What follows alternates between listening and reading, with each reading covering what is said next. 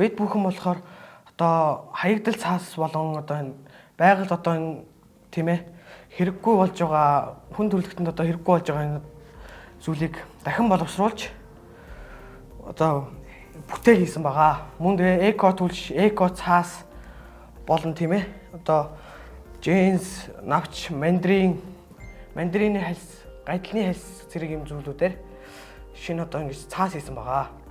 Бид бүхэн өмнө жил буюу 2023 оны тэмцээндээ бол анх навчийг хаягдал цаастай холж исэн. Хойж одоо цаас гаргаж исэн. Гэхдээ тэр үед бол бид анх дан навчаар хий гэж бодож байсан л да. Гэхдээ тэгээд дан навч нь дан болохгүй байсан учраас одоо удирдах багштайгаа одоо ярилцаад хаягдал цаасыг одоо хийя гэж одоо бүгд ярилцажсэн.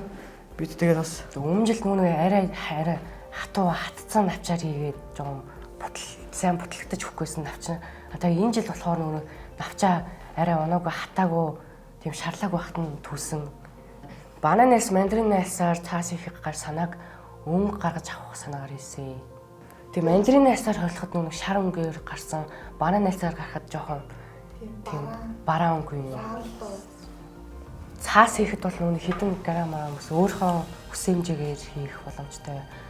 Тэгээ цаас 50% гэх мэт тийм цаас 50%, навч 50% гээд янз бүр өөрийнхөө хэмжээгээр хүссэн хэмжээгээр хийх боломжтой.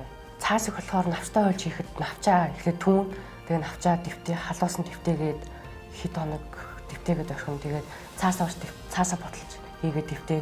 Тэгээд цаас дэвтээснийхаа дараа цаасаа жижиглээд холиод тэгээд навчаа бас жижиглээд холино нуудаг болгоно.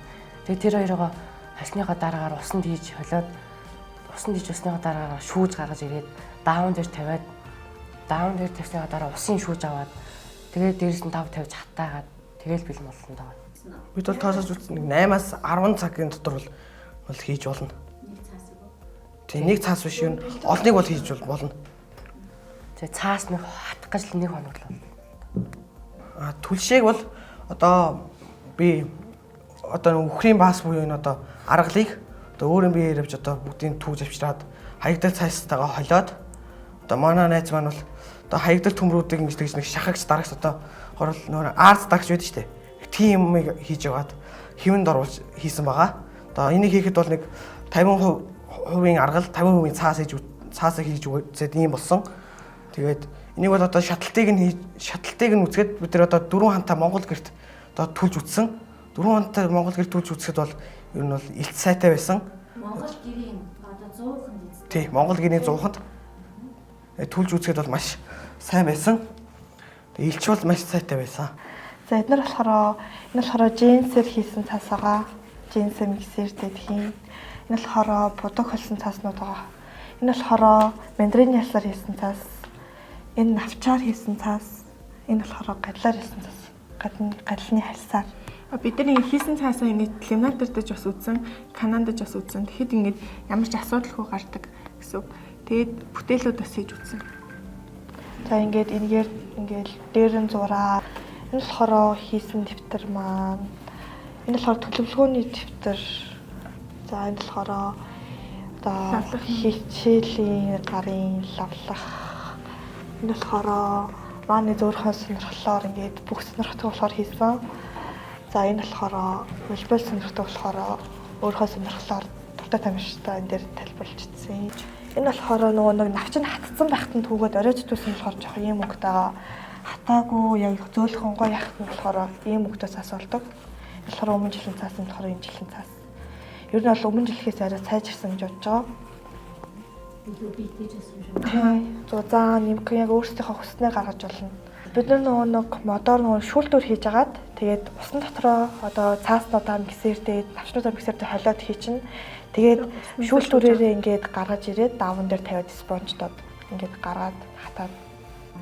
Цаасаа их шүүлтүр хийхдээ нөгөө нэг цаасаа арай хийх юм бол зузаан гардаг байхгүй юу?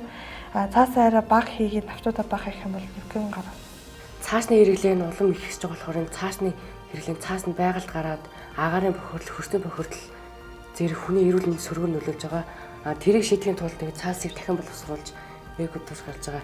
Энэ болохоор байгальд гараад бордоо болох боломжтой. Сургуулийн орчинд их цаасны хаягдал их гардаг шүү дээ. Тэгэнгүүрээ ингэж цаасаа дахин боловсруулж хэрэгцээнд оруулж байгаа гэсэн үг л дээ. Энийгээ цааш улам дэлгэрүүлээ тэгээд нэг үйлдвэр мөллөр бариад тэгээд тэр юм бүтээл хийгээд улам цаас нь хэрэглээнд гарах зорилготой л. Энэ тэмцэмдээ үргэлжлүүлж 12 дугаар ингээ төгслөө оролцоод тэгээд цаашаа өөртөө судлаад үйлдвэр барих тухай, хэрэгслэх тухай бодоод тэгээд хэдэн жилийн хугацаатай 4-5 жилийн хугацаатай л юм дээ. За манай нь болохоор үзэгнээс авыг хаягдал цаастай ойлголоод хаягдал цаас болон гурилтай ойлоод гарсан. Яагаад гурилтай ойлцсон юм аа гэхээр гурил энэ аяга ихлүү барьцуулж өхийн тулд гурил хийсэн байгаа. Хэвээ юу аягны гадуур тэгээ ямар зөвлөлийн хэлбэртэй гадуур бүрээ тэгээ татаагаад гаргасан юм байгаа.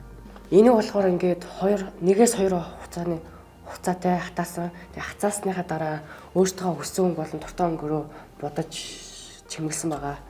Бид нар болохоор энэ бүтээлээ ингээд хийгээл ингээд яваалах юм бол хүмүүсээс анзаарч хараад бид нар ч гэсэн хүмүүсийг урайлаад хүмүүс ч гэсэн тийм цаасаа хийх байх. Тийм болох гэж бодсон. Яг тийм өөртөө ч гэсэн энэ цаасаараа цааш явахгүй ч гэж болно. Гэтэ явахгүй байх юм бол бас хүмүүс ч гэсэн биднийг олж хараад тэгээд ер нь бол өөртөө ч гэсэн цаас мас хийх болов гэж бодсон. Бид бүхний одоо энэ хүү бүтээлийг хийхин тулд манай одоо сургуулийн хамт олон одоо бидний одоо удирдсан багш, дүлгөөн багш маань одоо бол маш их тусалсан. Одоо бас 100 surгуулийн хамт олондоо маш их баярлалаа. Дахин боловсруулж байгалаа хамгаалъя.